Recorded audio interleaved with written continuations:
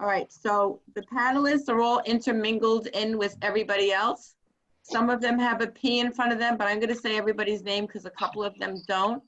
So our panelists, I think we wanted to talk about a few things before we started this housekeeping things. Fred was going to do it, but he had to step away for a second. We just want to make sure everybody knows how to use it. So everybody should be muted throughout the event except for the panelists.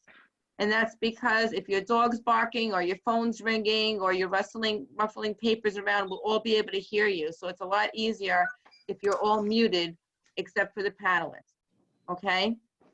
The second thing is that we want to show you how to use this. So on the bottom of your screen, you see the chat box. Some people are already chatting. If you want to say something, you could talk within the chat box.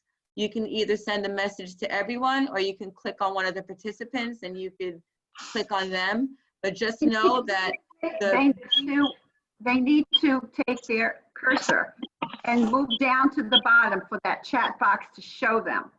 That's right. Thank you, Sheila. So if you chat to someone privately, just know that the host will see it at the end of the meeting. So don't say anything that you don't want other people to see. But during the meeting, only the person you're chatting with privately will see that. Okay. The other thing is that if you go near the participant area, you should see if you have that open. Does everybody have the participants in the chat open? You should. Yes. Okay. If you click on the participants, you see a thing called raise hand. Does everybody see that? All the way to the right. All the way to the right. You see the thing that says raise hand? So if everybody could just click on it so we could see that you know how to use it, the raise hand button. I don't Okay. see it. So Murray, if you just hover underneath where the participants are, did you click on participants already? You may click, all right, fine, okay. You clicked on participants, so you can see it, and then you see raise hand, and then if you press lower hand, that hand will go away. Okay. Okay, so you can all lower your hands now. Are you ready? So during the meeting, if you have a question, just raise your hand in the participant section. And this way we'll see that and then we'll get to you. For this format, because it's a little more difficult than if we're in person, what we're going to ask is that you keep all your questions until the end, because we want to give all of the panelists a chance to speak. We're going to have time at the end for you to speak to all the panelists. If you don't mute yourself, Fred has the ability to mute you, so don't be insulted if he mutes you suddenly. It's because you weren't muted. Sometimes people don't realize it. And then that's it. Anything that you want to add, Karine? I'm going to add one other thing. Yeah. Because we have so many people on this Zoom meeting, you may have to, on the side of the gallery view, you'll see a button that says you can go from screen to screen. So only 30 people are going to be viewed in one screen at a time. So you can click on that arrow on the side to see the other people that are joined in. So if you raise your hand and we don't respond right away, just keep your hand raised until we get to you, because I have to I'm trying to moderate this and I'm bouncing around between the screens here on live. All right. Okay, so one other thing is that just to say that we're recording the session as well. Yes, we are.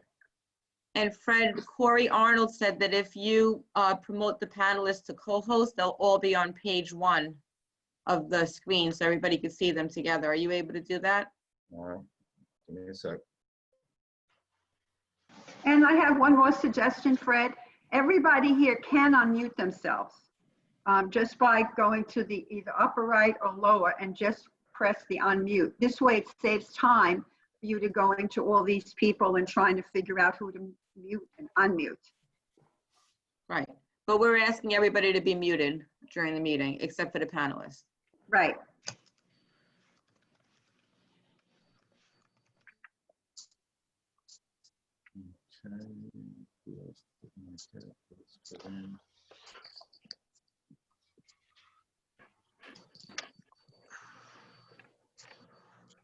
And did you get Lisa too, Fred? Lisa Mirabile?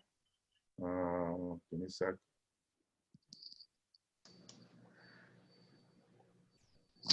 And thank you, Corey, for that suggestion. Yes, thank you, Corey.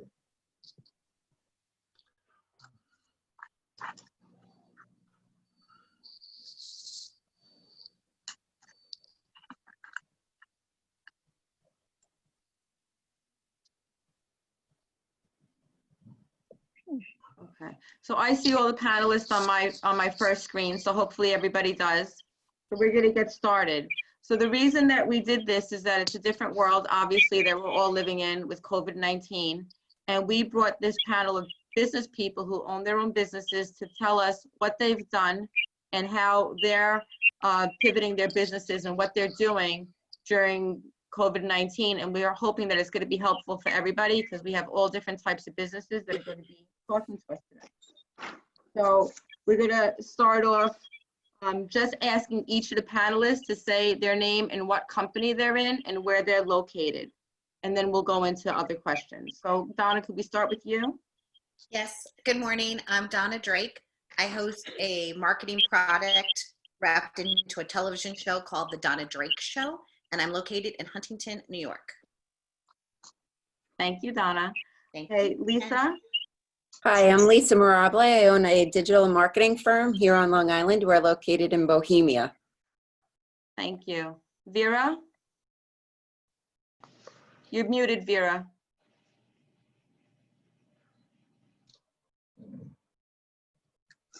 Good morning. My name is Vera Moore, President and CEO of Vera Moore Cosmetics, and we wholesale internationally.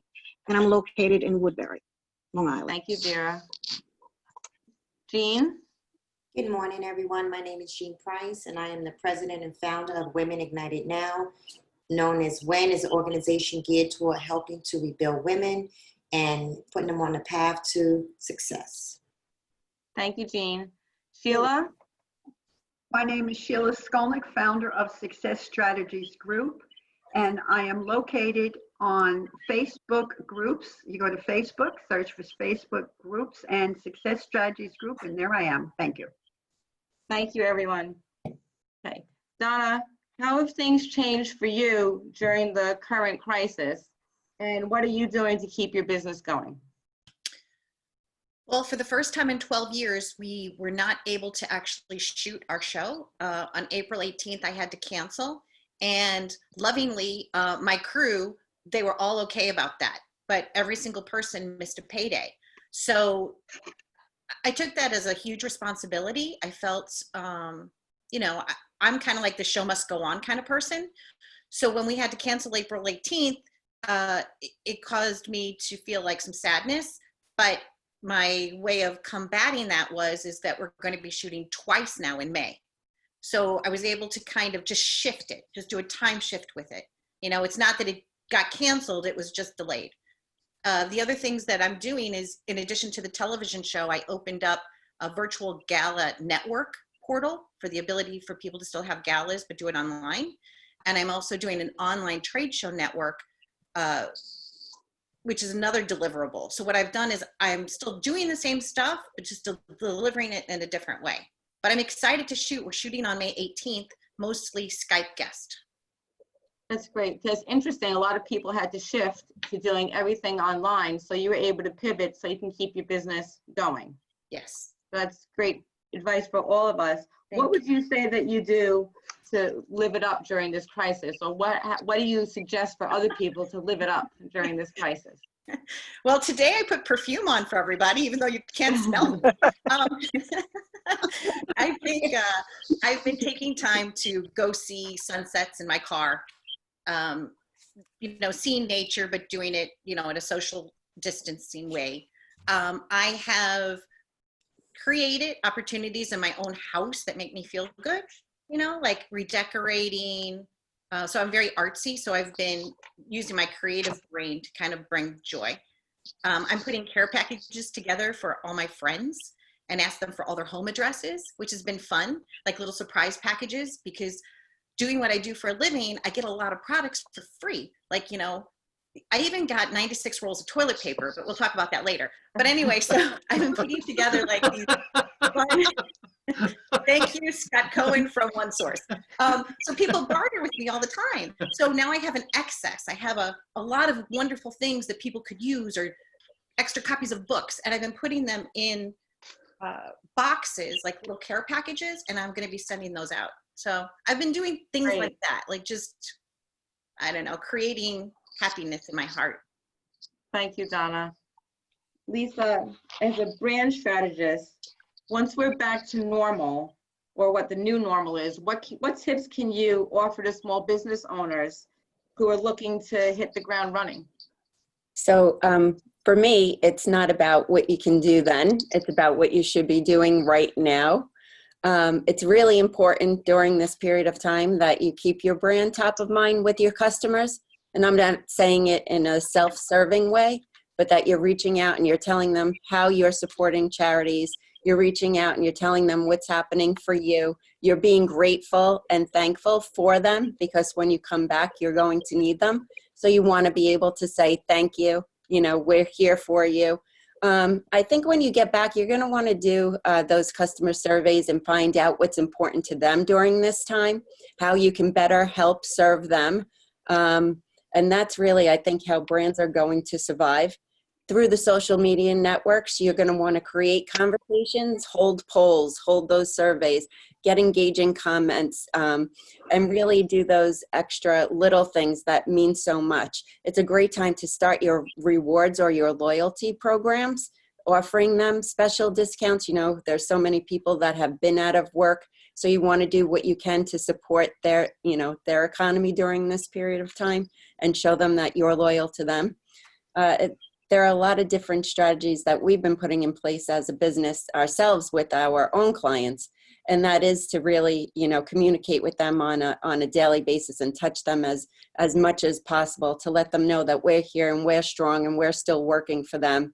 We're listening to them.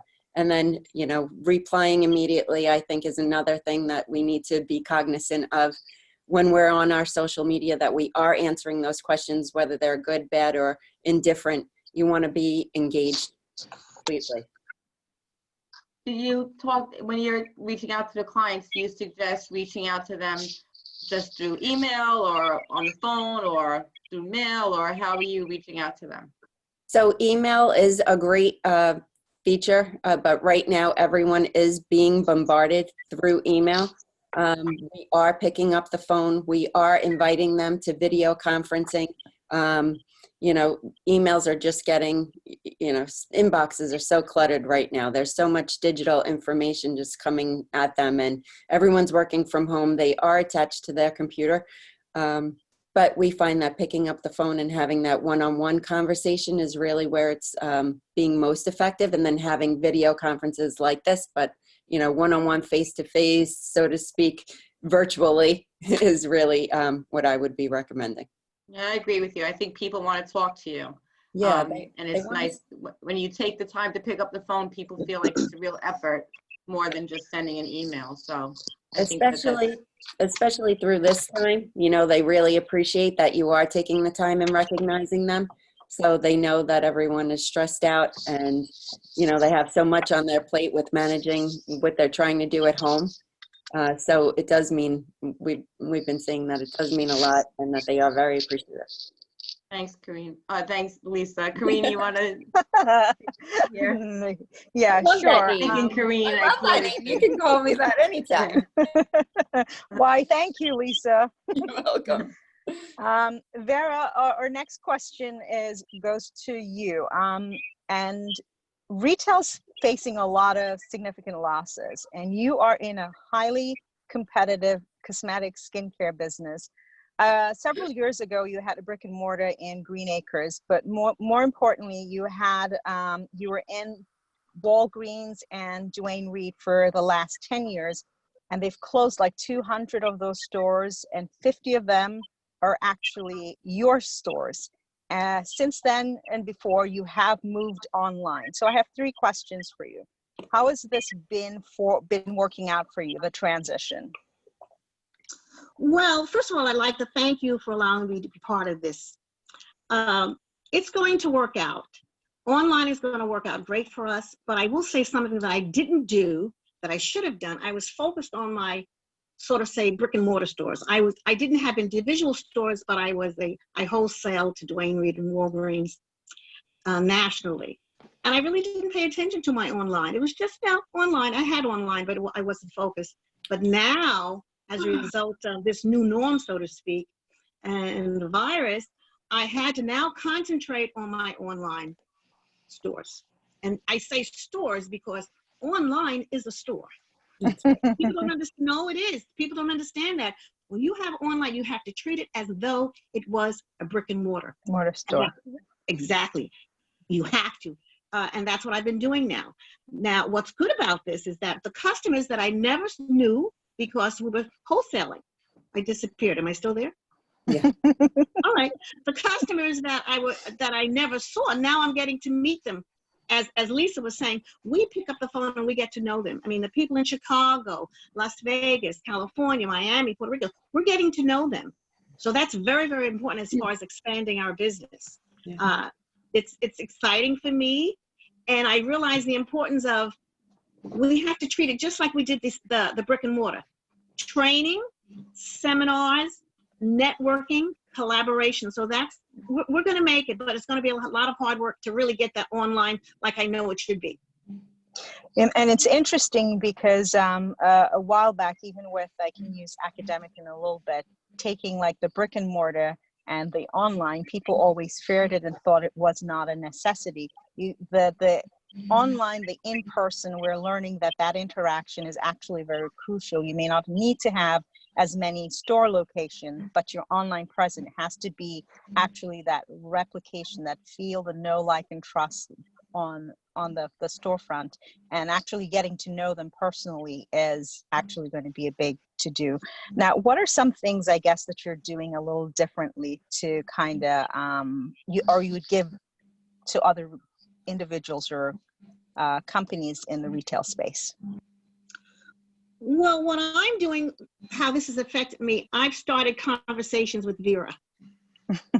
No, which is really good because people call me all the time. So we're doing that, and that's been working really well. And as Lisa was saying, now I'm face to face with them. I can talk to them. They can ask me questions. I can Skype them. So we're building a lot of new relationships with this online presence. And a lot of people are facing anxiety and stress, and That's right. you're able to pick up the phone and talk to them. I call them. They didn't expect me, Vera Moore, president and CEO of a company, to be on the phone talking to them. This has been huge for them and very rewarding for me. We've been seeing that across the board, and that's been a major difference for our customers, to really give that one-on-one personal touch. And then you also have to understand that online experience is a replica of what they do in the store. So you have to really look at your user experience and how that works for you, and start putting strategies in place to make it even better. Those online chat features that maybe you haven't used in the past, maybe you want to bring to your online experience to make it very helpful. And I love your conversations with Vera. I think that's fabulous. Thank you. We'll have to have one. Yes. Yeah, it's interesting in terms of, as you're saying, it's that personal feel, like, and touch of doing what it is. And I'm glad, Lisa chimed in as someone who's a brand specialist, a strategist with that, because now's the time you really need to know what it is that you're putting there. Before I move on to our next panelist, is there any advice you want to give just in general with us? Any tips? Well, let's talk about brick and mortar. I don't think it will ever be the same, but brick and mortar will be here because people like to be engaged. People like to be in touch. But it's very difficult now. No one is running to a brick and mortar store, even when the virus is over, whenever it's going to be over. So I think most important, if you do have a brick and mortar, because a lot of brick and mortars have closed, I know that personally. I think it's very important, if you have a product or service, you have to be online. You have to have other streams of revenue. You must. Yeah. Channels of revenue, streams, forget it. You need, it's a must. It's no longer, now maybe I'll do it, maybe I've learned, and quickly I'm learning.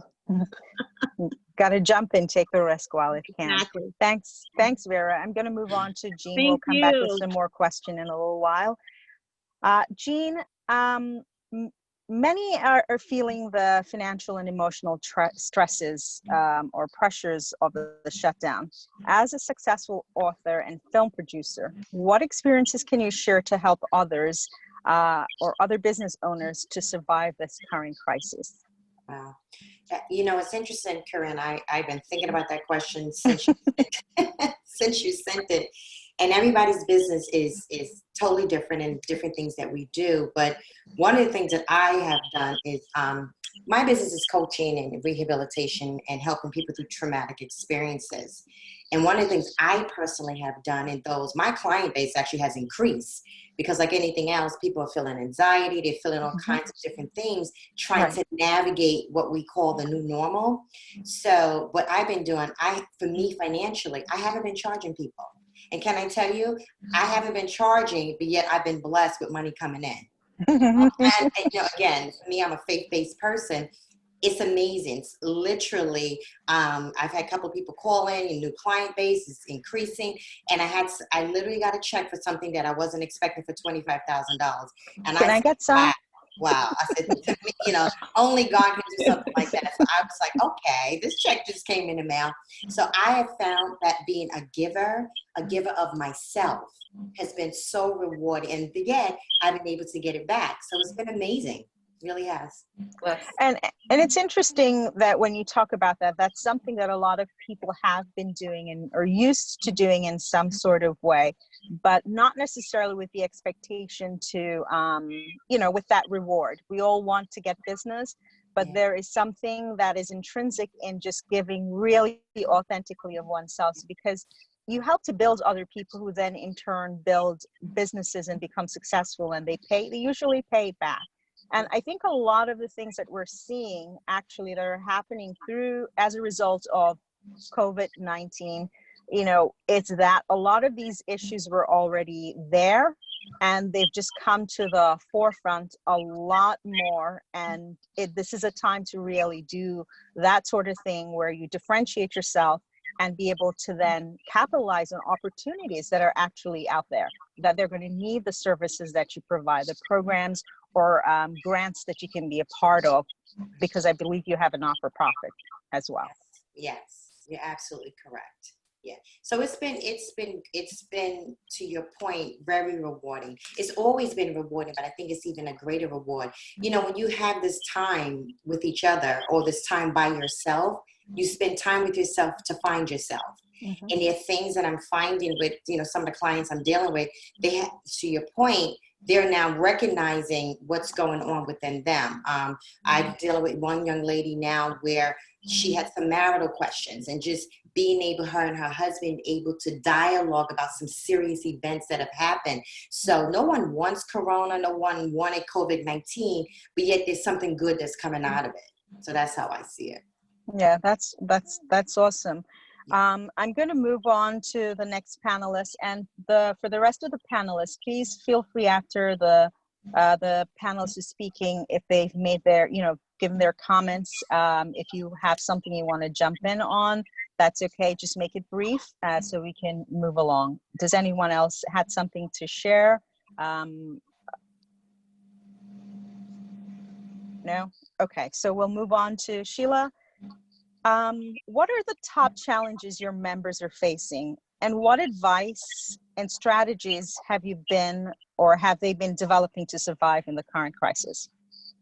Well, I have a variety of clients that I deal with in my group, and the biggest problems are the ones that have brick and mortar, and they have that fixed expense, and we discuss constantly about what kind of loans can they get. Because there's all sorts of loans out there. All they have to do is, you know, Google it and it comes up. And then we talk about, you know, they got to cut.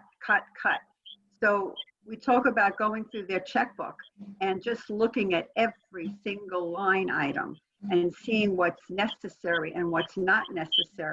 The stuffs that are not necessary, just take it away for the time being. Take it away so you can get yourself back together again. Even when you look at all the different things you have on your charge card, from email things and all the technology that you get, you know, that all adds up, especially if you have a large business. As a matter of fact, I once went through a checkbook of a company that was going bankrupt, and all I did was go through the checkbook. They became good again. So I would highly advise that.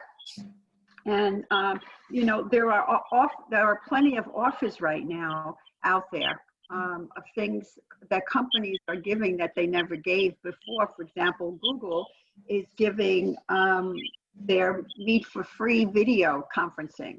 It used to cost money. So go through all your expenses as a brick and mortar. It can take your time. Go through your charge cards and just cross, and that'll get you a lot of money. Also, some of the stores that they have seasonal products, well, they have to get rid of that now. So you got to put out huge promotions. They're starting, you know, we talked about them getting that up online so they can promote that and get it out. By doing it online, and companies that never been online before. A lot of people that teach that, someone's squeaking at me. A lot of companies that do that kind of work for you are looking to help you now, and their pricing is tremendously lowered, big time lowered. So it's an opportunity for everybody that wanted to sell online to now find the people that could put you online and your merchandise, because the opportunity to get these incredible prices are big. Another thing is the major companies have pulled back their advertising.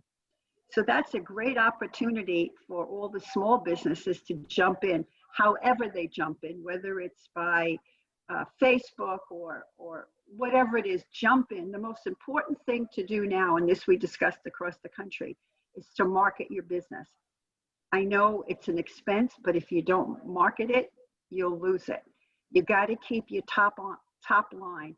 So cancel something, get rid of something, but do the marketing. It's very important. That'll keep you in business. Of course, some places are here in Florida are starting to open again, and across the country as well. So what they must do is they must let their clients know, if they have their email, we're opening, you know, come on in. We got, you know, super duper special pricing. That's very important to kickstart. Let them know that your opening is important. If you have a geographical area, I would buy postcards, you know, do a postcard mailing. On one side, nice color, on the other side, what the sales are, because people look at postcards, they don't throw them away as easily, especially if you put a coupon on it. And so that's the thing you have to do. And for people that are insurance agents and that whole group of people, etc. Yeah, you just have to keep in touch with them. Tell them, I'm thinking of you. You know, how are you? The call of how are you, instead of pitching them. I mean, the customer knows what you sell. Don't pitch them. Ask them, how are you? How are you doing? And I want to tell you that one, how are you feeling, without pitching, they will remember you and continue to do business with you over other people, over many other people. So it's your marketing, cut your expenses. Also, some companies that I've been speaking to are actually calling their customers and saying, we are not going to be billing you for these services. You know, it's services that are not tangible, but virtual things. You know, say, we are not going to be billing you for 6 months. We've appreciated your being with us and using our service, but we're going to give it to you under these very difficult times because we appreciate you and we want you as a lifetime customer. And you know, I always tell people, building a business is not about making an order today, but it's about having the customer for life. That's how it builds. That's the way it does build itself. Okay. Well, I'll be quiet. That's okay. You gave a lot of little nuggets there, a lot of things that are, a lot of small business and larger companies are actually getting on top of, because marketing is something, regardless of what it is you're doing. It actually can be affordable now. that one needs to do, because one has to stay current, and that subtle messaging is that no one needs to be pitched on anything. It's really just checking in and see how you can help as well. So, all the good things that makes a difference. And I think in the sense of, for example, pivoting for some small business, I think they have to look at what other opportunities are out there for them. One of my former client and mentee, still a mentee, and he's a colleague. One of the things that happened with one of the program he was a part of, one of his peers had got a huge contract and was looking for folks to hire, and the conversation between both of them to help recruit people who need work, because folks are saying they don't have jobs, but there are jobs out there, they may not be attractive to them. So as a small business owner, he's gotten the PPP loan. He's approved for it, not the amount that he wanted, but a significant amount anyways. He went back to, he worked for her. And if it's getting $5,000 in addition a month, that's something that he can put towards marketing or expenses for what he wants his team members to be able to do. In addition to that, he landed 3 other major contracts. So it's the ability to know that nothing is too small. One has to gig and hustle. One of our corporate sponsor, most of you, if not all of you know, is John Robinson from Sexy Salad. We see what he's done and how he's done different things. The young lady, Vanessa Braxton, with her pivoting and getting hand sanitizer when she has a vodka business and doing well and that sort of stuff. So thank you for your feedback and comments. We'll just continue with the rest of the dialogue and ask some more questions. Sandra, I don't know, do you want to ask the rest of the questions or you want me to continue? I can ask some questions, but I think Okay. I'll ask some questions and then we'll open it up and everybody else can ask questions of our of our panelists. So the panelists, if you could all take yourselves off mute, because the way we want to do this part of it is whoever wants to jump in and answer the question, you could just let us know. But we want to know from all of them, or from all of you, what are some of the challenges that you've had economically for your businesses, and what have you done to try to overcome that? Donna? You might have read in the Lionland Business News that originally Citibank declined my PPP loan. So I didn't take no for an answer. So I ended up writing the president of Citibank a letter, personal letter, stating my case. And I made them escalate and reverse the decision. So I did get my PPP loan. So I guess my advice would be is to just not take no for an answer if you strongly believe in something, because everybody's answer is going to be no, no, no. But then if you find out, well, what could I do to change in order to make this be a yes? Yeah. Right. So I've always lived in the possibility of a yes, and that has helped. Also, somebody had mentioned, Pastor Jean had mentioned about doing things for free. So I've been doing a lot of that also. Like I spoke to the Rotarians in Covington, Kentucky, and any speaking engagements that I normally would have charged for, I've just been taking them on as a yes. And that conversion between giving something and then something coming through a different door has been another strategy for me. That's great. I want to be a little goofy there, Sandra. Donna, so I didn't get my gift. Who? I didn't get my gift. Oh, who? I don't see who's speaking. Who's speaking? Kareen. Hi, Kareen. Send me your address. Send me your home address. I'll make a little care package for you. I'm teasing. Thank you. I'm teasing. No, I'm serious. Okay. Any of the other panelists? I'll jump in. Okay. The one thing that I've been doing a little differently is I've been having my clients network with one another. I've been holding like online happy hours, so to speak, on Fridays at 3:30. We all get on a call, whoever can make it. We make it a very fun, very casual thing. And they network with one another because I'm in a B2B space. So there is a lot of synergy between my clients that can really help one another. I do work with the second largest surgical mask company. And they, and then I also work with the hospital, and they were talking back and forth about their issues that they've had with getting the personal protection out there and what can they do and where can they find them. and they were able to work together to solve problems. I have another company that's a technology company and a moving company. How are they dealing with it because they can't get into office spaces right now? What other services are they offering, and how can they collaborate and work together in the future? So that's been working really well with just being a connector. And that, for me, on an economic standpoint, I think that they're grateful for all the things that we've been doing for them, that they do show their loyalty and remain with us rather than looking maybe or shopping price or going somewhere else. So I just wanted to bring up the point that you do have resources at your fingertips that you're maybe not even considering. But doing these little gatherings and get-togethers and, building those personal relationships have been very effective for me. I think we're starting to hear a theme. If you put good out there, you make introductions, you help other people, everything's going to start working out for your business as well. That's right. Jean, maybe would you like to add anything to this on what you're doing differently to get through the financial challenge of all of this?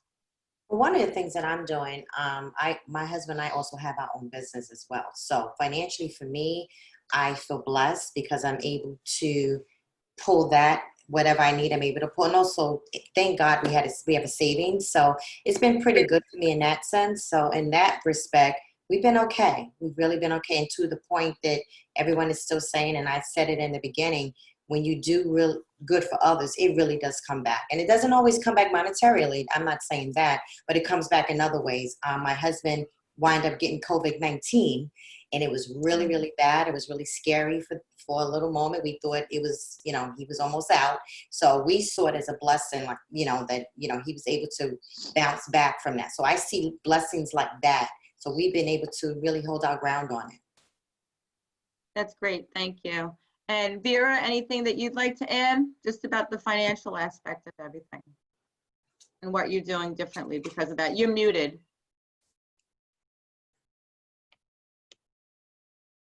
Okay. All right. Yes, we hear you now. Okay. Yep. What I've been doing, we're sort of, everybody's on the same theme, as you said.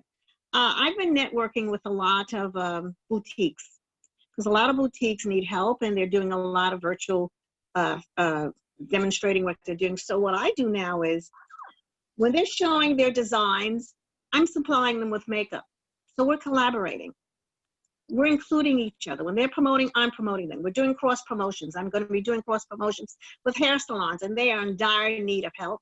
So I'm going to be doing a lot of things with them. I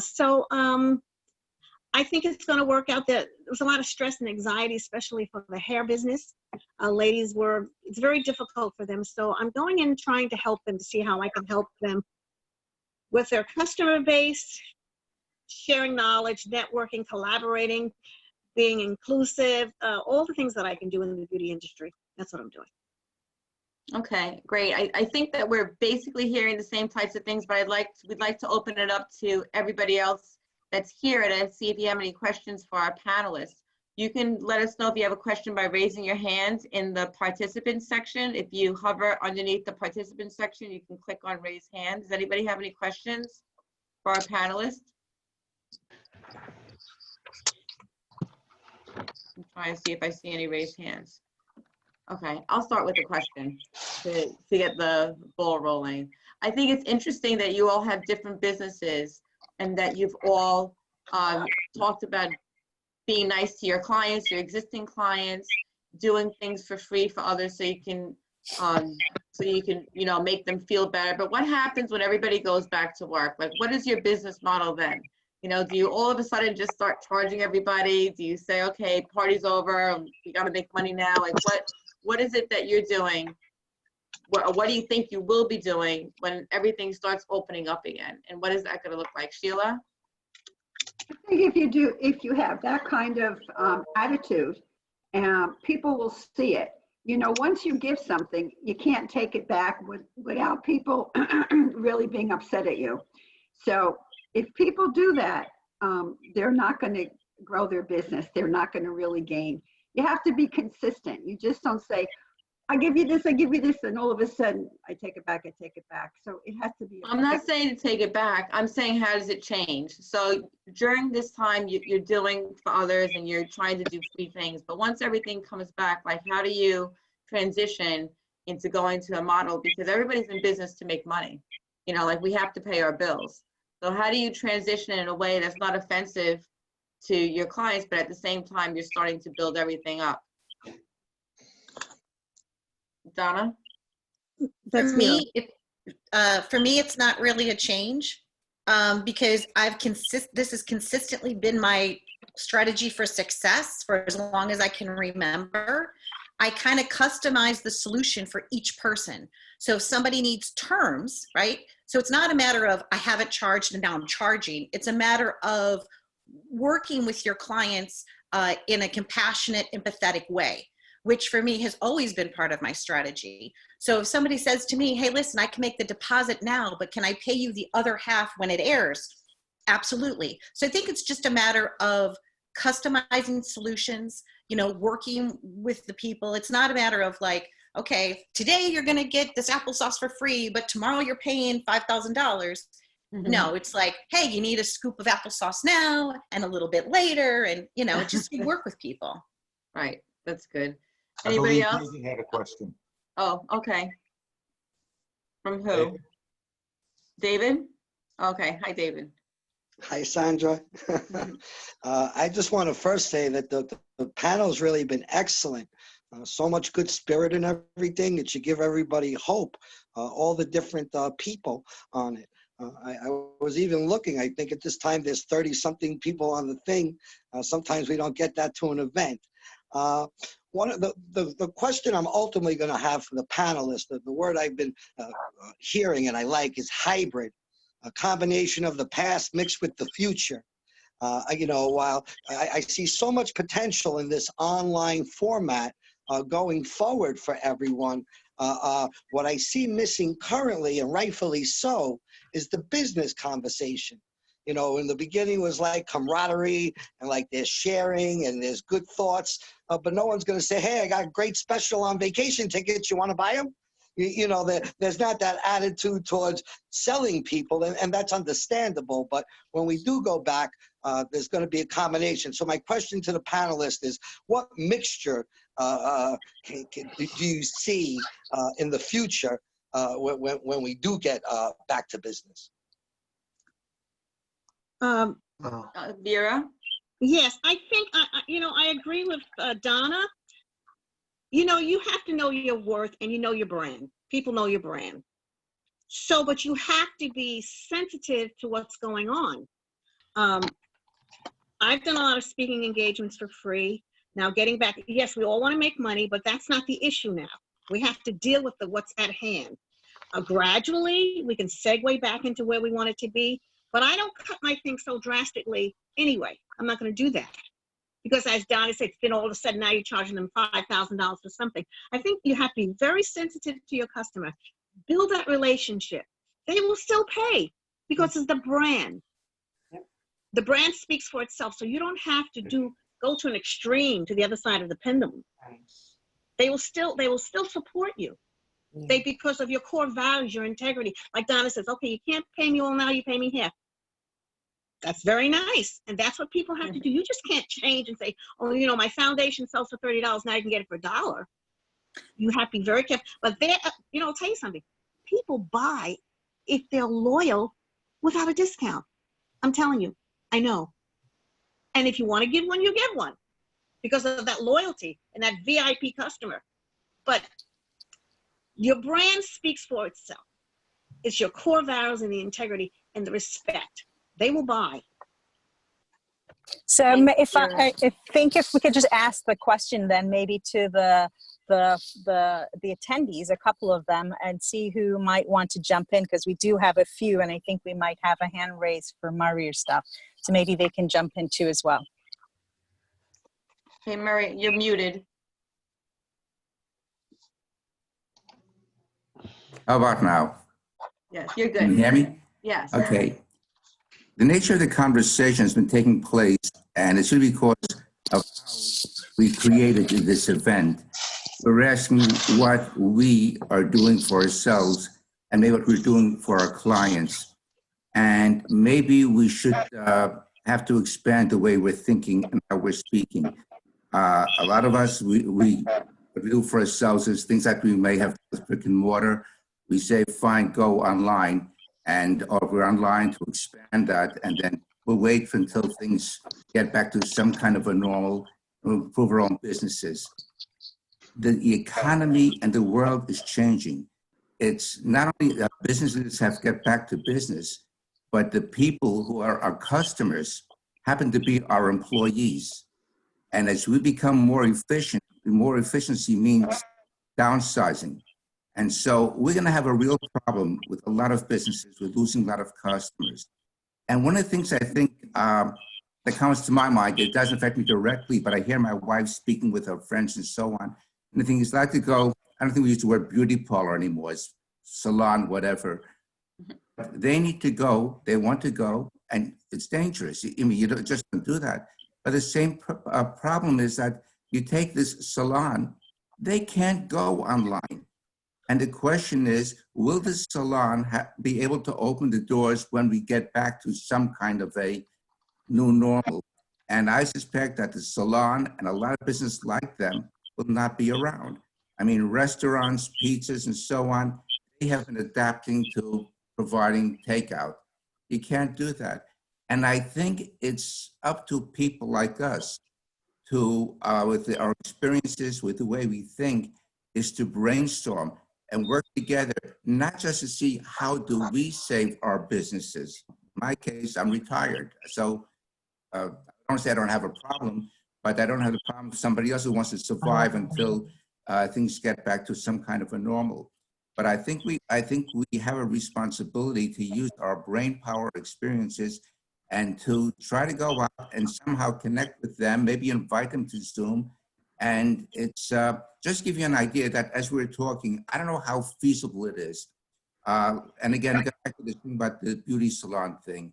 You know, it's maybe the way to do this is that the salons can open up, they can't go in, the workers really can't go in and touch the people at this point.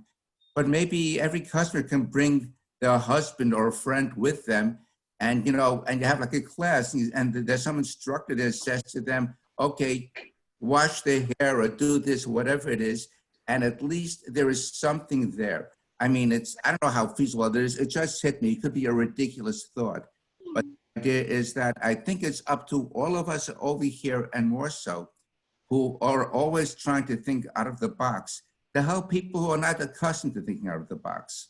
If I could jump in and just answer some of those things, Murray, I think you have some really great points. When we're dealing with our salon clients, what we've done is we've created a lot like what Vera was saying, we've created conversations. So we're now like the beauty expert, gaining their trust by teaching them tips and tricks on how to do things at home. No, you're not charging at that point, but you're still building your brand loyalty. You're still remaining top of mind of your customer. Right. And then we're also putting packages together like shampoos and conditioners, beauty products that'll help you at home. How to color your hair at home. Here's your color, here's your glaze, here's the package. And holding online training classes. That's something that we have been doing. We've been teaching them how to do the root touch up at home, how to apply your, how to apply your daytime makeup, how to maybe do your nails and your manicures, products that you should use for a great pedicure. And we've been doing these like hourly classes. We're allowing at least, 10 people at a time. You bring them to your Zoom, and you're holding these things. So we are trying to keep, at least for our customers, you top of mind so that when we do return to normal, there is that loyalty. They are coming to you. The other thing that we're offering is buy a gift certificate now and get one of half of the value to use later. So if you are going to purchase a $100 gift certificate for color, you get an extra $50 to use at another time. You could use it towards product, you could use it towards service, so that you have that comeback. So they're getting extra added value, and we bring them back into the salon as soon as we're ready to do that. And we know that that process is going to be slow. The new norm is not going to be normal, right? This is going to take a while. So that's why those online classes you can charge, we're offering via PayPal. A lot of the gyms are doing this also, where you can take an online class and pay $3 to the instructor, and you're getting 30 people or so to get online with you, and you're offering that training that training class, and it's just another way to build revenue. So same thing for the beauty tips. We're holding these classes, these education, and that's what I was trying to bring up earlier today. It's about education. It's about your client appreciation. It's about creating those loyalty and rewards programs that you haven't, you know, maybe engaged with earlier in you know, your sales cycle or before the pandemic. So you want to try and bring those back. I like your ideas. Oh, I'm sorry. Am I speaking out of turn? Oh, go ahead. You can talk, Murray. I like your ideas, but I'm also guessing that you're probably hitting a small percentage of all those people that exist throughout all of Nassau and Suffolk County. And I think that maybe this is the responsibility of LIASB and all the people that are in attendance right now at the meeting, as to try to do something where maybe we bring in, like my wife could go out to these places where she goes to, like the beauty salons and other places where the business are closed, places that she goes to. And I'm guessing not everybody's thinking this way or even knows about this. Like I said, I think most people, a lot of people, they go to work every day, open up the store and, you know, do that thing and then close the store and go home. And I mean, I'm never thinking about out of the box. And maybe each of us and a spouse, one, should be aware of those businesses and say to them, we're doing something, organizing something, you should participate in our Zoom meeting. And maybe this is something that LIASB should do to bring the people together. Right now, I'm just putting things out. It's just that I am seeing so many people, when we open our businesses again, there's going to be a lot of people that will not be coming back to work, and for a lot of bad reasons. One of the Sandra? things, Murray, Sorry. I just wanted to say one thing that I would be remiss if I didn't say is that Lisa and I and some other businesses were kind of cross-pollinating and sharing services. So like the services that I'm offering to my clients, I'm also saying, like on an a la carte basis, by the way, if you like the things that I'm doing, you might be interested in what Lisa can do for you or what this person can do for you. And so it's almost like putting together a virtual mall in a way of like-minded services for others. And I think those touch points can also lead us into success. And Murray, not to change the subject on you, I think what you have is a really great idea. One of the other cool things of people gathering is like maybe doing how people used to have like covered wagons in a circle, you know, taking your cars out to a big parking lot and just socially distancing and having some type of a picnic or a fundraiser or a tailgate, because I know that there's so many nonprofits right now that are suffering also. And that's one of the ideas I came up with is like for $20, you donate to the LLS and you get to participate in a tailgate kind of party. So just a couple of thoughts. Okay, I'm going to go back on mute. Yeah. Okay, David. Yeah, one of the Thank you, things in conjunction with what Murray was saying, and it's the intricacies of all of our individual businesses. They all have intricacies, whether legal or not, Murray.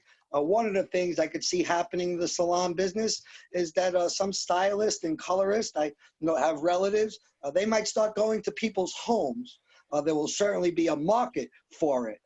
Certainly in the beginning, even more so when people are uncomfortable going out, sitting next to others. I had mentioned because it might be illegal to do that. I don't know the laws of the industry or with health precautions, but certainly there's going to be a market for for people going into people's homes. And the intricacies of the business is this. Someone mentioned the personal trainer. A personal trainer can actually build an online business going forward. Because if they have the personality and the charisma, they could get people to follow them online from home at their class if that's the way it went. That cannot happen in the hair business. Someone actually has to physically cut the hair. So it's not just a vibe thing. So the intricacies of the business. So that and in other industries, even the woman that does cosmetics and it was super successful, we could all see. So online, people could follow her, and I wouldn't be surprised. And even people, she's super successful. She might not, but if I'm just getting started and someone wants me to come to the home, I might try to set up that thing in the short term. So, but ladies and gentlemen, I think we are all going to get through this. And all working together, doing smart things. So that's it for me right now. Anyone else? You could just raise your hand. You could click it in the reactions. Oh, that's a clap hand. But if you want to raise your hand this way, because I don't know if everybody's using the other raise your hand feature. Mine isn't working. Whose? Oh, Sheila's. Did you want to say something, Sheila? No, I was just wondering Okay. if anyone else wasn't working as well. Anybody else have anything they want to ask our panelists? Okay, I'm interested to hear in how your businesses, we have so many different businesses here. Dan Schaefer, I know that you're an author and you do a lot of speaking engagements. So how have you pivoted to your business with the speaking? First of all, thank you for putting this together. It's a great panel this morning. My business has always been online and by phone and by emails and cell phones. What's happening now is people are asking themselves and this is all on a personal level, first of all, because everybody's looking at their own A game. What do I need to do? What do you need to have happen today that's not happening, and how do we make it happen? I'm on a Monday morning call with cybersecurity professionals from all over the world. We have from 11 to 12 on Monday to talk about individual strategies to manage remotely, to deal with their own stress, which I'm going to be talking about at the next meeting. But we had 750 people on the first call, and every week after that, we've had 1,200. And so people are just calling up with all types of things. I got an email from someone and sent out a whole description of a deal that she put together that collapsed. And she wanted to know what psychologically could she do to make that not happen again. So it's allowing people to talk about what's really going on in their business and how to look at themselves directly. I know, we've had a wonderful opportunity to Jim Freely to talk to his students up at school, to give these kids some strategies to go out that they're not going to get. It's very interesting. I've spoken with a lot of professors in colleges, but somebody that has Jim as the teacher is dealing with a guy who's got a business background. A lot of faculty don't have business backgrounds. Jim does. So, it's a pleasure to work with him, and also with Donna. But again, it's trying to give people tools that help them identify tools that they have, but they don't know that they have, and show them ways to use them, but quickly. Nobody is satisfied with slow anymore. Everything's got to move quickly. And so I'm open to any phone call from anybody who has any questions about this. I'd be happy to take it offline and talk to you that way. So, but thank you for inviting me to speak here, Sandra. You're welcome. Barry Cohen, I was interested in hearing about your business because you have people that are in your facility putting things together. So how is that working for you? Yeah, we've been operating in partial shutdown, working. We got about half the staff coming in, working about half the day. And I think we're paying them actually a little bonus, the people coming in, a little bonus pay. But we are trying to continue to operate as normal as we can. A lot of our customers are not shut down. We do a lot of business with universities, which are of course shut down. But a lot of other companies need lab equipment and are constantly calling us, need some urgent equipment. They're converting over their manufacturing processes, but we've been trying to keep going, at least partial operations as much as we can. We're having some vendor issues.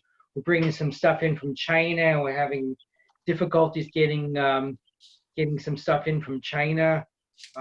That's becoming an issue.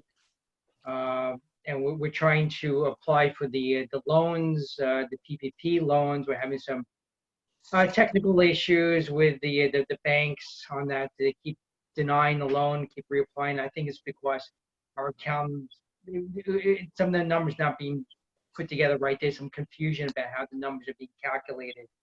You know, everyone insists that they are the experts and know how it's being done, and everyone contradicts each other, and no one seems to know how it's being done. But we're still trying to operate. But the big question is, we need to start opening up next week. And there's some debate about whether or not we're going to open up. I think we should, I'm going to push for a complete opening up next week, because we already call ourselves an essential business. And we want to, so if we're essential halfway, we should be essential full way. And, So I think that, go ahead, Donna. You want to say something? You're still mute, Donna. And Barry, mute yourself I'm again, sorry. please. Yeah, Barry, could you just let us know a little bit about you? I'm sorry, I haven't met you before. Oh, okay. I design and manufacture laboratory pumps, specifically syringe pumps and peristaltic pumps. And I don't sell to one specific type of industry. It's a worldwide company. There's a niche area, but we have customers worldwide, and it's used in just about every industry that has fluid. It's used as pumping, dispensing something, automation, high-end precision, complex automation. Well, another thing issue is coming is about hiring people. How do you interview people when you can't really be bringing people into the office to interview? And John, you wanted to say something about that? No, I wanted to speak. Oh, okay. Let Barry finish. I'm sorry, Barry. Go ahead. Okay. Yeah, it's a question about interview. One that people are afraid about bringing. We're close to we normally don't have people open to the public, so it's a question about bringing vendors into the. We're not allowing anyone into the office that we don't know. Very specific people, only very specific delivery people are allowed into the building. So we're very restricted control. One thing I pointed out, I actually had this even before all this happened. We have set up, I did as a trade show demo, we have a hand sanitizer dispenser, hands-free hand sanitizer dispenser using one of my pumps, my peristaltic pumps. We hooked it up with a laser hands-free sensor. So we had to set up for a trade show setup. So we're getting a lot of usage out of this thing. And even before this, I bought a 2-quart bottle of hand sanitizer. And believe it, that's actually been lasting me the last few years. And when you're only using precision amounts of hand sanitizer, as my pumps do, programs in amount, that stuff lasts forever. I don't know where all these people doing with their hand sanitizer. Are they bathing in hand sanitizer?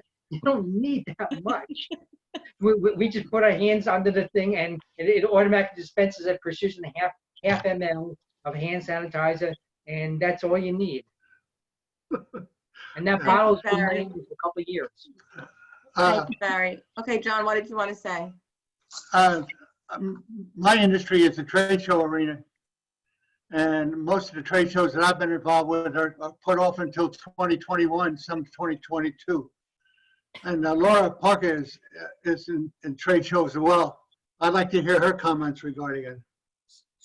Laura? So, John, thank you very much. Our first shows are starting the end of July, and we have shows currently booked every week in August. The New York Dental Show has announced that it will go on November 27th to December 2nd at the Jacob Javits Convention Center. The shows will go on, but they certainly will be different. Some of the industry trends are that we are looking at some of the concepts used in civil engineering when engineers look at creating and managing traffic in a community, in a town. Very much like when Canon came in on 110, and replaced the pumpkin farm. Everybody was so concerned about, the overflow of traffic and how could all of those employees, get into that small corner across from FedEx. And with civil engineering, with looking at concepts from a traffic control basis, you know, and even what you're seeing in the retail stores, the grocery store, there'll be probably one-way traffic. There'll be hand sanitizers near every wastebasket. There'll probably be a trend in booth design for appointments and for more theater-style presentations where we can put people 6 feet apart and use charging tables in between. So, you know, one of the things that I'd like to encourage everybody to think about is, you know, when you're looking at your business, sort of breathe, take a deep breath, and create the space to think creatively. You know, think about like things with like things. So once I got over the initial shock of having 8 shows canceled and my freight sitting on docks from New York to Portland, Oregon, I said, everybody just sit tight, pause. If we don't overreact, we won't lose money. And thank goodness none of my clients did. 2 shows canceled till 2021. The rest of them postponed. And we were able to take clients who had invested, you know, $100,000 in their shows and keep them tight. There was a pause. It was, like Donna said, it was a different day, but they didn't lose money. And in many cases, we've been able to reconfigure and give them more exposure so that they're actually coming out a little bit ahead. So think about like things with like things, you know, especially in New York here. We've been through 9/11. We've been through 2008. We've been through, I think the biggest thing is we have to like set plans for every 5 years that we're going to reconfigure. But, you know, we're ingenious. There is nothing out there that can compare to the American entrepreneurial spirit. So we'll just do it a different way, but we'll get past this. Thank you, Laura. I'm going to jump in really quickly, Sandra. Hi, Laura. I was going to say I'm glad John asked you to chat because I know you have a couple of different things you've done and you've had to pivot in a couple of different crises before. So I'm glad you were able to share. And I will say that not 5 years, but I think we have to have an active plan as just not even small business owners, individuals, that you keep going back to that marketing plan and looking what's coming ahead so that you're prepared. Sandra, can we ask, I'm not sure if TJ's on, and I know TJ has some HR services that he might be able to give us any updates or share with us what some of the things that we may need to be as small businesses be aware of or mindful of. And similar with yourself, if TJ's not available, you can share with us some of the things you're doing with your practice as well. Okay, TJ, are you available? Yeah, hi, I'm here. Are you able to turn your video on? Oh, there you are. No. You guys don't mind my...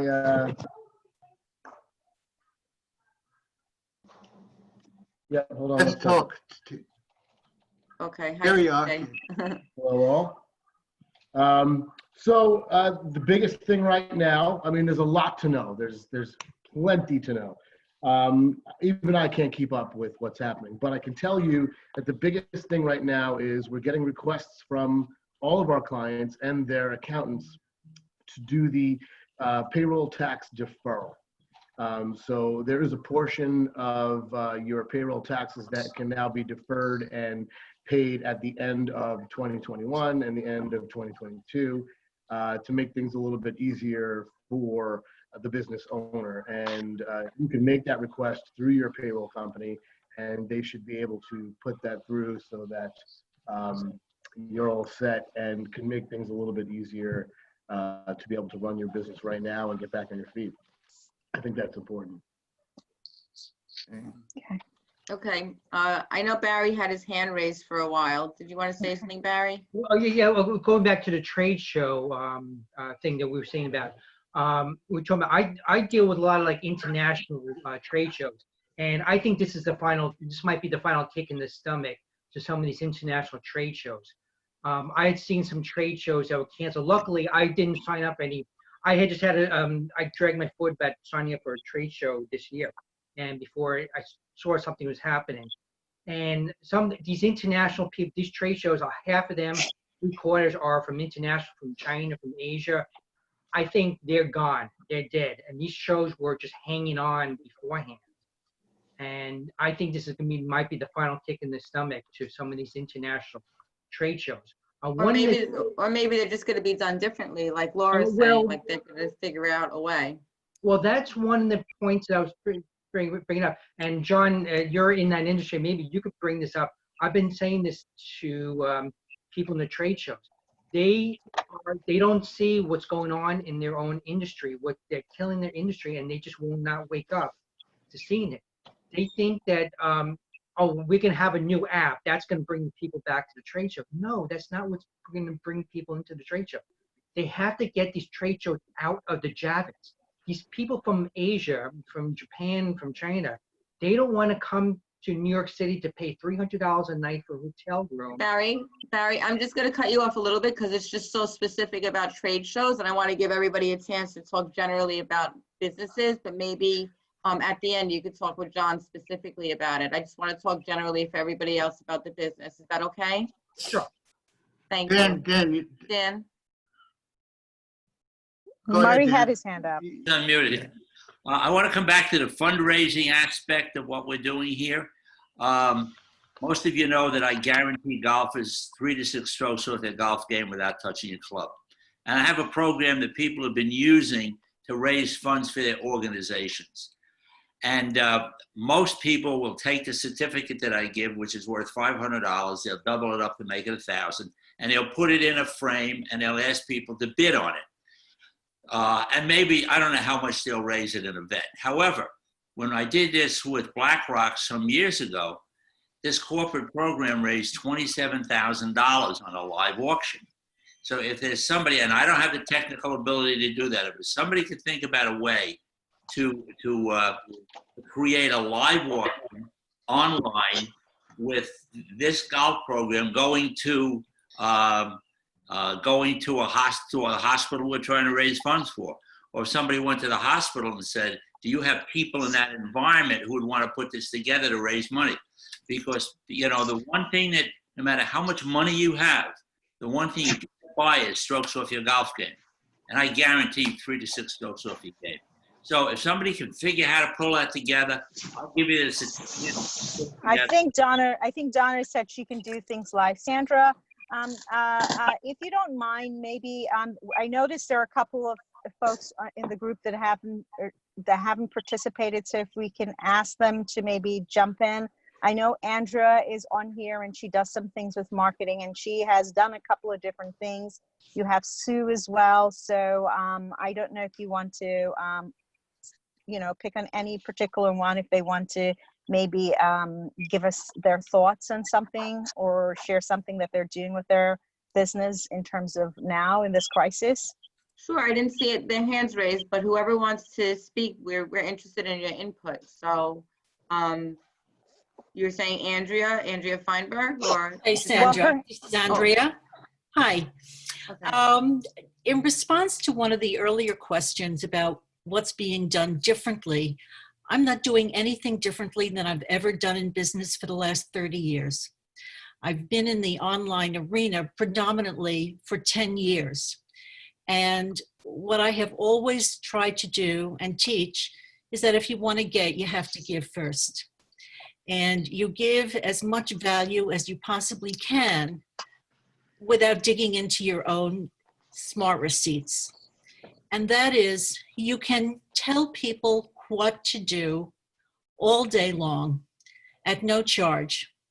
And typically you pay or you charge people for how to get it done. And there are some people who will take the information you give them and they'll run with it and they'll thrive with it, and it'll come back to you in the form of a thank you at some point, whether with referrals or business or testimonials or case studies. There's tremendous value that I get from giving. as far as conducting business online as a service provider, the most important thing that I can generate through my marketing efforts, and I agree with, I think it was Sheila who commented earlier about the importance of marketing. There are some industries who right now are at a disadvantage in trying to promote and sell their specific products and services simply because of the nature of the tremendous challenges we all face.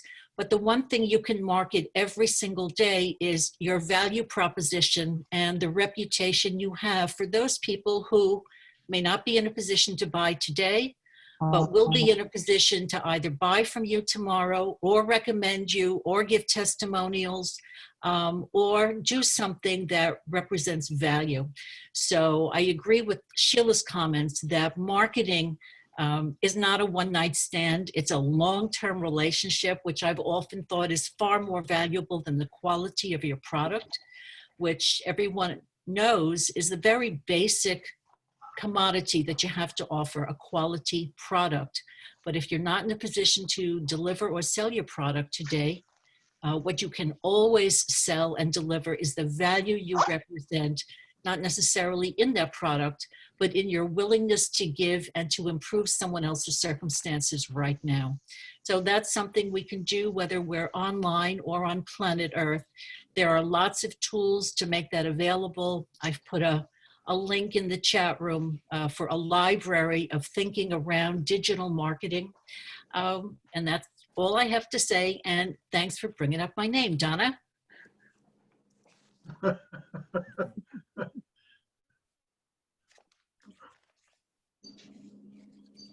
Sandra, Murray had his hand up. Yeah, I just want to take advantage of the fact that we have a lot of people participating right now, and it sort of continues with what my interest that I was saying before. Next week, we're having a very important event, a Zoom event, and Dr. Schaefer will be speaking. Now, as many of you know, I'm on the program committee, I prepare the flyers, and I had a long conversation with Dr. Schaefer about what he's speaking. And while we're always interested in how we are affected, we know in terms of business, he's taking it, he's going to be speaking about business, but we're addressing the individuals also. You don't have to be business people, and he'll be addressing the pressures and the problems that we're all facing under the current crisis. And so, as you know, LIASB sends out their constant contact, we send out flyers. Probably you've already received it, you'll be getting it again. But what I'm asking of everybody is that when you get them, take them and send them out to everybody you know, not just businesses, friends, relatives, whatever it is, because everybody's being affected by this. And I think Dr. Schaefer's going to be speaking about next week will be of considerable value to them. And I think everybody that's participating right now in this Zoom event can help us get this stuff out to a lot more people, and I think it'll be to their advantage. I see Dr. Schaefer's raising his hand, so maybe he should follow up. Just want to make a brief comment about this program. Everybody today is being told what they need to do. Very few people are being told how to do it. What we're going to cover, what I'm going to cover, is something I've used now for years, which is an online program to help people to instantly reduce their stress. It's going to be brought off what I do with my professional athletes for focus and concentration. So if you want to check into this, you're going to walk away with a personal strategy. I'm going to be speaking to each individual one-on-one. This is not going to be talking to a group.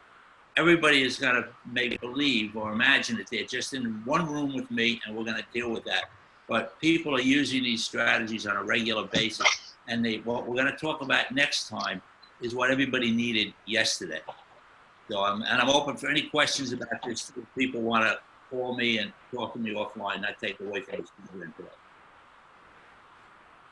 I think that's a good point that's being, oh, Beth, did you want to say something? Just going back to marketing, because I'm in the promotional business, and one thing I have found is it has become a lot more personable as far as my suppliers, as far as my clients. Before, no one really had time to talk long. Phone calls were quick.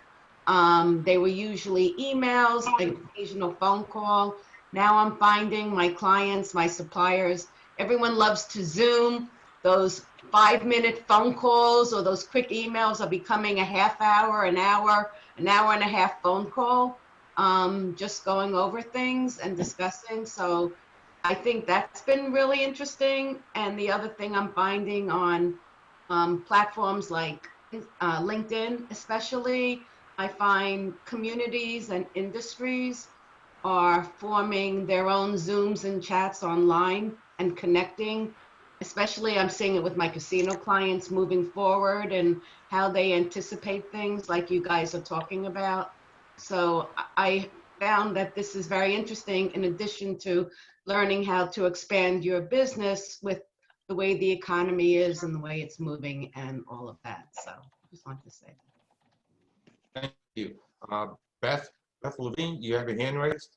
No, she just spoke. I just spoke. Oh, sorry. Sheila does. I'm looking at the wrong thing. I just wanted to let you know, people would like to know how to host their own Zoom event. And because I got so many requests for that, if you come into my group, Success Strategies group, I'm giving a free online training how to do it. So my information's in the chat. You know, please come on in. As soon as I get 10 people at a time, I do an online live training. Very good. Okay, Sue, did you want to say something? Yes. Hi, everybody. I just wanted to say that a lot of people are pulling back from their marketing and selling.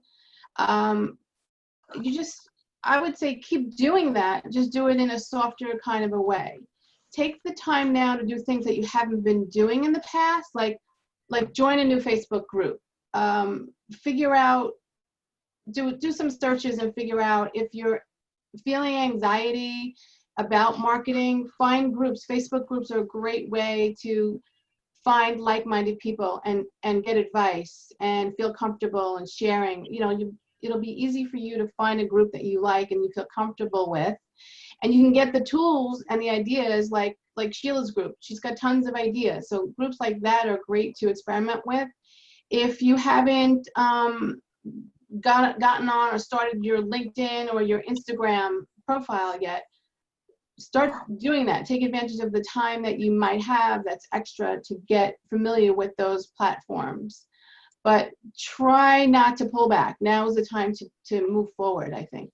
I just wanted to give my 2 cents. Very good. Thanks, Yeah, I like to comment. Sue Glenn is going to give a presentation on Wednesday, September 9th. The power of the inbox, tips and tricks for successful email marketing. So you people should sign up for that when the time comes. Thank you. Thank you. Alec had his hand raised. Yes. Yeah. Thank you, Fred. How you doing today? I I'm doing well, mentioned the thank you. chat. What? Okay. I mentioned in the chat. I'm involved with a fundraising broadcast that's happening with vbtlive.org. They're a great millennial corporation. I'm the oldest one there by far, but they're doing a fundraising broadcast to support Long Island COVID-19 Artist Relief Project. They're supporting 2 charities directly. It's going straight to the charities for the Artley Project, the artleyworld.org and the directrelief.org. So everything's in the chat. Okay, so if you want to donate, you donate. If you don't want, you can't donate. Sharing is caring. So you know, if you don't have money to spend, or if you do, share this. Let people know. The more people that see this, the more people that see these musicians. Well, we got over 30 musicians volunteering over a 2-day event, 36 hours of music. So we're going to enjoy the music, and the more you share, the more people will enjoy the music, and then the more other people can donate. You know, so you know you don't need to donate yourself. By sharing, we're going to hit the share button. Sharing is caring, and that's how you can help as well. If you have any questions, let me know. My information is in the chat. Thank you very much. I have a question for the panelists. In regards to marketing businesses, we got Facebook, we got LinkedIn, we have all the social media. We're trying to make connections, Zoom now and everything else. What products out there help small businesses control or manage all of those environments? Is there a tool out there, or what's the best tool to use? So if I'm trying to post to multiple sources, things of that nature, what can help us manage that, especially since we as small businesses don't have a lot of time? Okay. Hootsuite. Hootsuite? Yes. All right. Hootsuite is pretty good. There's another one called Postfitty, which will allow you to manage everything from LinkedIn all the way through to Twitter. And you can Postfitty. Could you put it in the chat, Lisa? Sure, I'll put a link to it, and it allows you to manage all platforms. And the thing I like about it is you can schedule different times, even for different platforms. They don't have to always go out at the same time. And you can put in different messages. And you can schedule ahead of time. So you can do a whole week's out, a month. We do monthly calendars for our clients. We use it for our monthly calendars. And then you get a notification also, or you can set it, get a notification right before it goes out so that you can remember, oh, you know what? I did schedule that. Maybe that's not a good idea to put that out anymore. Let me stop that and reschedule something else. Because that's always something that happens. I find like, oh, you know, the weather changed. I don't really necessarily want them to meet me outside today, you know, or that message isn't appropriate anymore. So I'll put the link in the chat. Thank you. Thank you. Thanks, Sue? Lisa. Yeah, I have two quick resources. Buffer is similar to Hootsuite. You can post and schedule for platforms. Instagram, because usually you have to do notifications with Instagram, but not anymore. So Instagram, Facebook, LinkedIn, and Twitter. And also, if you have a Constant Contact account, they have a new scheduling program where you can also do LinkedIn, Instagram, and Facebook right in your email platform. They have that also, the way you can schedule, put pictures, posts, and it works out really well too. Thanks, Sue. Donna, you wanted to say something? Yes, Lisa made a point about making sure that your content is evergreen. You know, there's some content that you could make that's evergreen, which means something that you post, it could be a tip or a resource or an idea that lives today, but it's also going to be valid on Friday. So you do have to be careful when you're doing social media posts that you are current and you know, relatable. So sometimes maybe just have 100 different tips that you know are going to be evergreen. That's helpful. The other thing, I would be more than happy to give anybody tips or advice for free on how to do like a little video so that you can use. I was the very first television show to ever stream on Facebook. A lot of people don't know that in our community. But if you contact me, I'm more than happy to tell you how to create like a little 30-second little vignette that you can put up on Facebook. You know, you want to make your content now that you're sharing as technologically beautiful as possible. You can even put videos on your LinkedIn. LinkedIn has a 10-minute threshold. So a lot of times what I've been doing is I've been putting my pods of content for my guests and my clients, which are usually about 6 minutes, and I've been sharing those. I've been broadcasting them on my LinkedIn, and I've been broadcasting them on my Facebook page. I can help you do that, just sharing, letting you know. Great.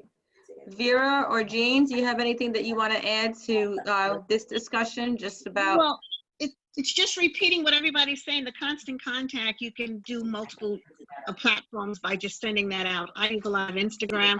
What Donna's saying about the LinkedIn videos, right on your website, you can do videos. That's basically it. Yeah. Okay. All right. So again, if there are platforms that we should be sharing with everybody, just put them into the comments so that everybody can make a copy of them, and we'll repost them on our website as well. I have a question for Vera. She does conversations with Vera. I was just curious what platform she uses to do that. We're getting ready to start it, but I will do it on Instagram. I will do it on LinkedIn. I have a relationship with Google. So I'll be doing something with them. It's just all different, whether it's with the not-for-profits, online, Zoom, Skype, LinkedIn, Twitter, whatever. But we're going to be doing, so we should talk. Andrea? Thank you. Okay. Unmute. Yes, what I wanted to say is that regardless of which of these scheduling tools you use, that's really not the best thing they do. The best thing they do beyond distribution of your content is to tell you how well each of those platforms performed. So what kind of engagement, shares, likes, interaction you get. And this helps guide your future choice of which platform to use to continue to post your content, because the only platform that's worthwhile is the one where your potential customers or partners are hanging out and receptive to getting your content. Thank you. I think James Freely had his hand raised. James? Yes. Jim, you're mute. You're on mute. Yeah, that's better. I just want to make a comment on what Sheila said a while back about the line-by-line expense in looking at a company or an individual. I do this automatically with my students, and I remember a couple of years ago, I did it for my MBA students, and I said, take a look and see how much you can reduce your expenses. And one of my MBA students who was married, had kids, had a house, had a mortgage, the whole 9 yards, right? He came back to me the following week and he said, you know, my wife and I sat down and we looked at our expenses and we were spending $1,500 a month more than we thought we were.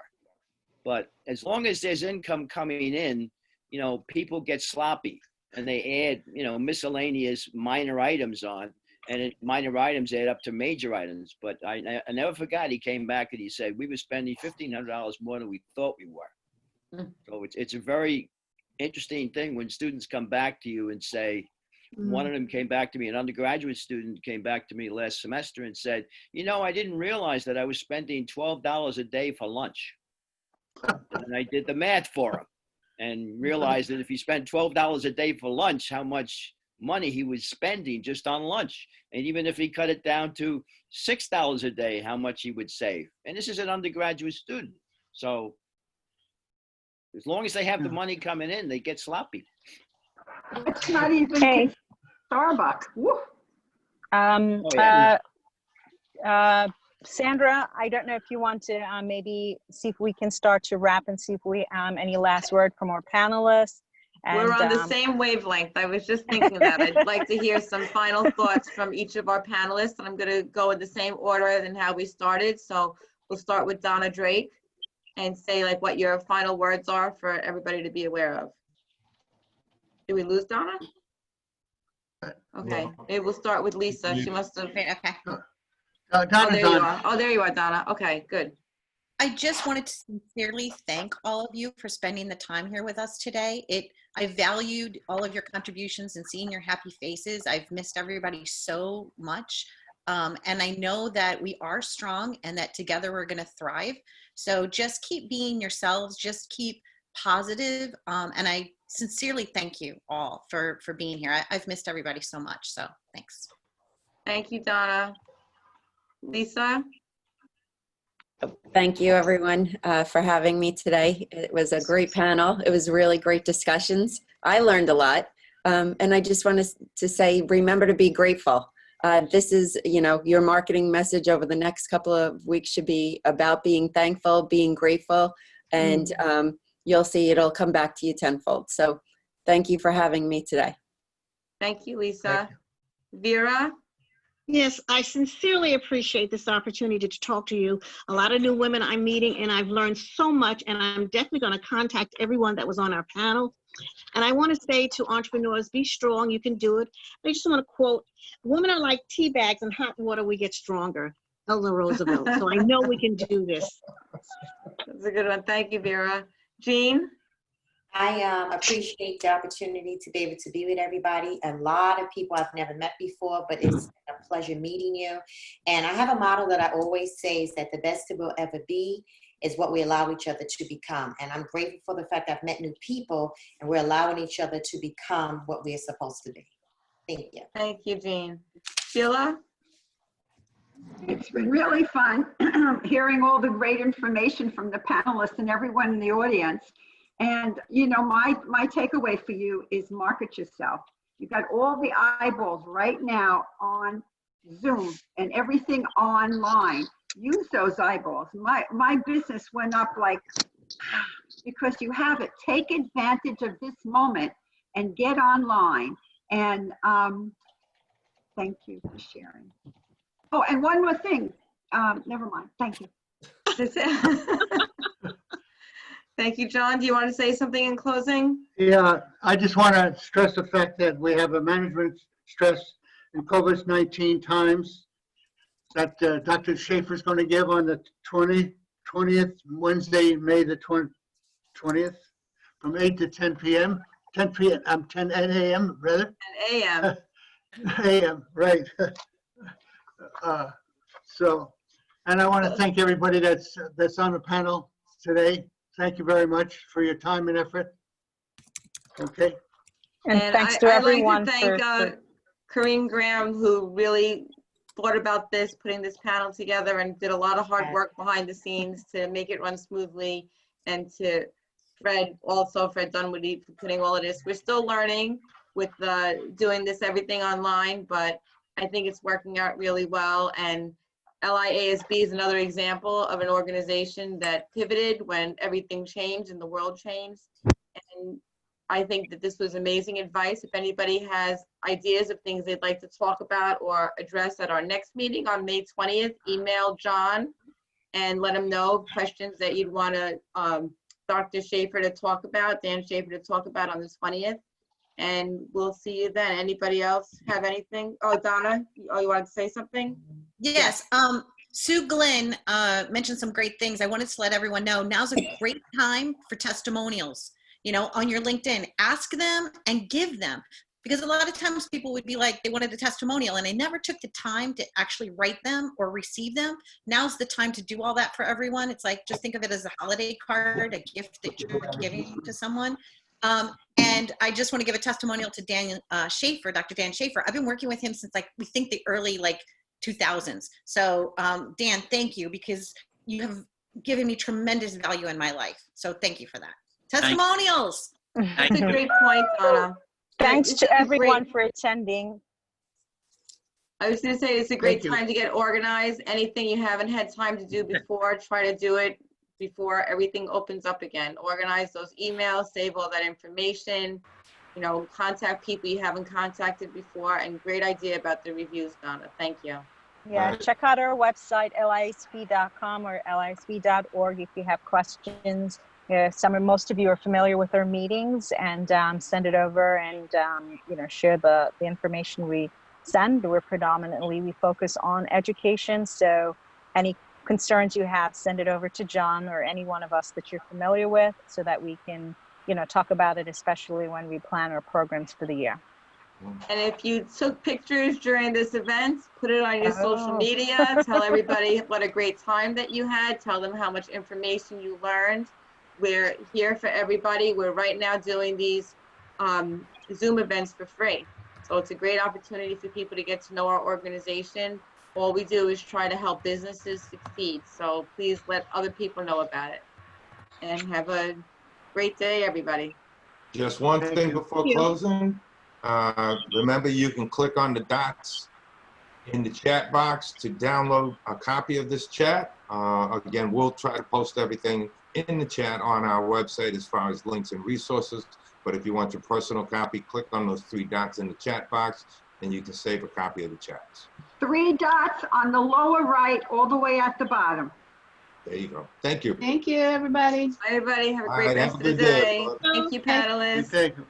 Thank Bye. you.